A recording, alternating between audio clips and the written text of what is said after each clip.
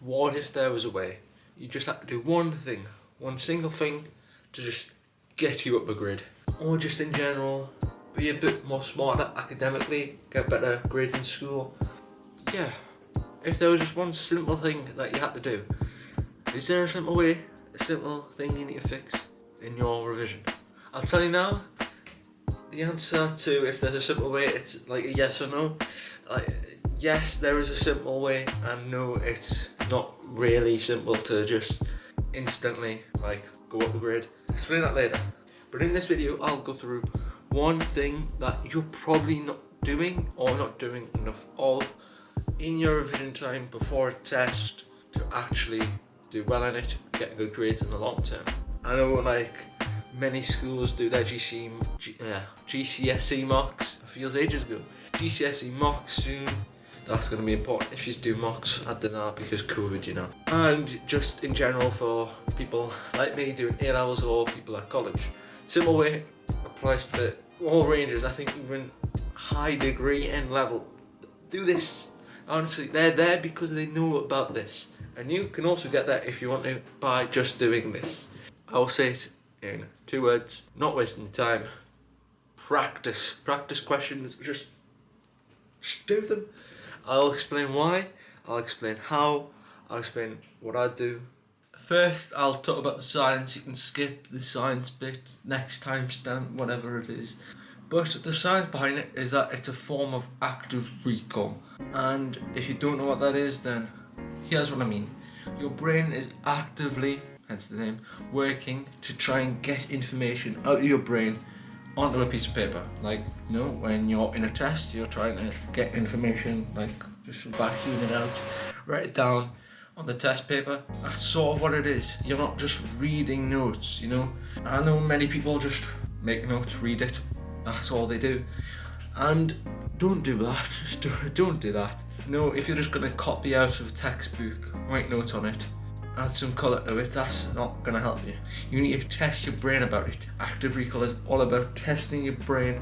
It's not a passive way of revision, it's actively trying to get that information out of your head. Now, there's also a side benefit to that, not just get your information out of your head, it's actually strengthen the connection between that information that you know so that you don't forget it sooner. And that all comes back to the forgetting curve that I talked about ages ago. Well, it's kind of simple science really.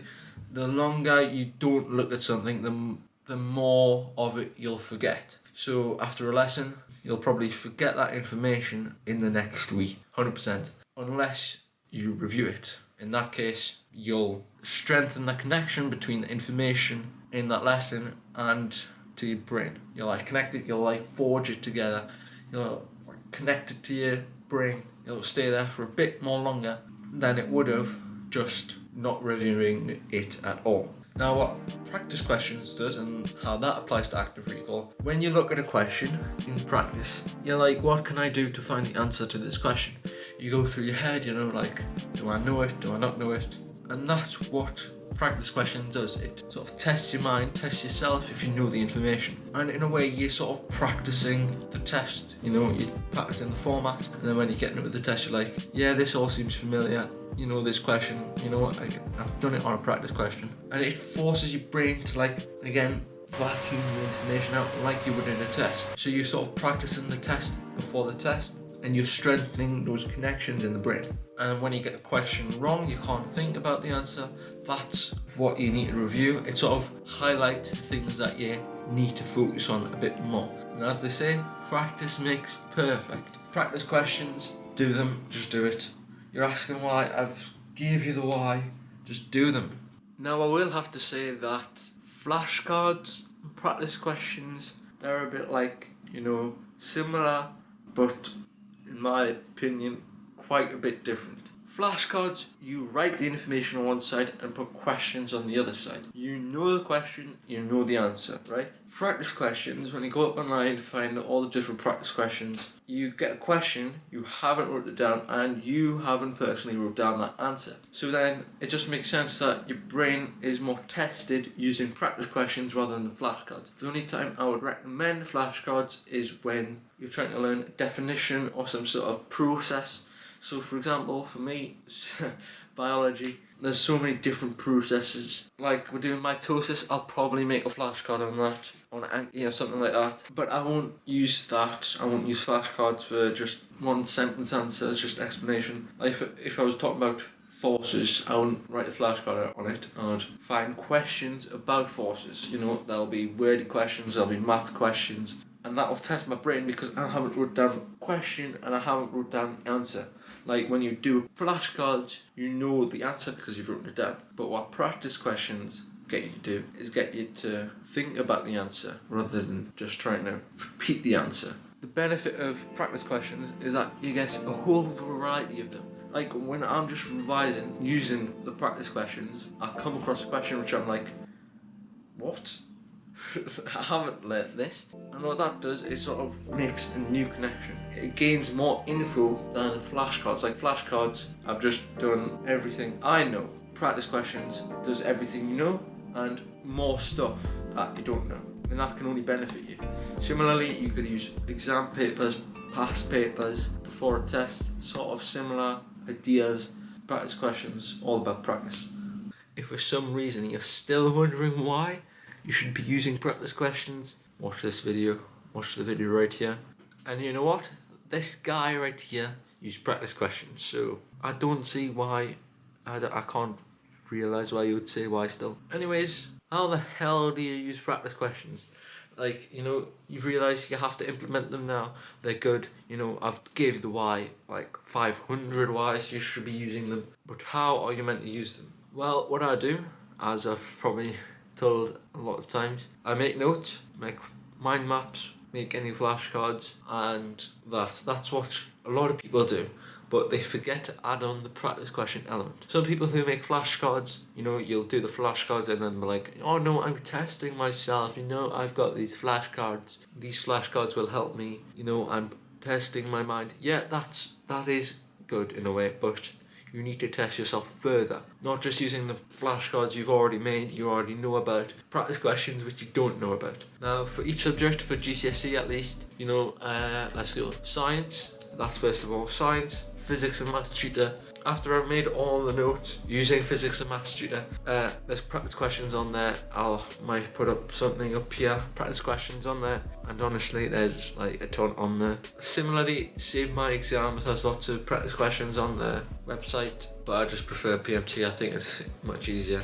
Maths, so many. Colbert Maths, Maths Genie, 100% Maths Genie. There'll be a couple more I'll just pop up here. Practice questions for those. And again, if you don't understand the question, go ask a teacher about that question. See if they can help you. That is the best way to learn. English, English is literally practice papers. Things like RE, when it came up to those sort of, our sort of GCSE tests, when like we didn't actually have a GCSE, we just had multiple tests to do.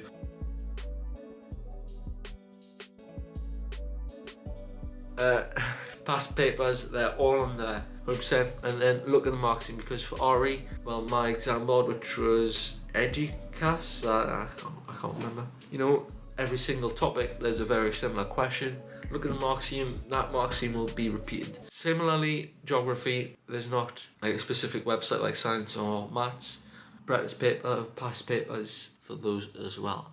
So if you want to find practice questions easily for any sort of level of education, just type in the subject, the topic, the stage you're at. So for maths, I would search up maths, A level, and Excel, practice questions, search it up. You'll find a whole ton of websites, and that can be applied for any subject, any course, and yeah, easy ways to get better grades. And also looking at the specific exam board website, you'll find all their past papers on there, and all the mark schemes associated with that. Honestly, if you're still asking why, then I can't help you anymore. It is that simple. I'm not even kidding. As soon as I started implementing practice questions, my grade literally went up in almost all subjects. And I used them in science and maths. Easy way to improve your subject, improve your grade. If you're still you use the practice questions, you look at the answer and you're like, how do I get the answer? Like I just said, ask a teacher. That's the best way. They know how to answer it, 100%. That is the best way to look at it. And the practice questions that you get wrong, those are the topics that you focus on. So if I got a question on electrolysis wrong for chemistry, I would focus heavily on electrolysis. Maybe watch YouTube videos on it, read through my notes again, look through the textbook, then go look at other different electrolysis questions. See if I can get it nailed that time. But yeah, that is a very simple way, it's a proven way.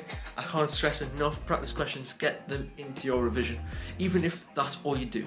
If you don't make any notes, don't make any flashcards, just do practice questions, you'll do decent. If you do everything alongside that, you'll do well. That's what we're here for. It's been Somya Garg. Hope you enjoyed. Hopefully this has been helpful. Like below, subscribe, ring the bell. I've never said that, have I? See you guys next time. Bye.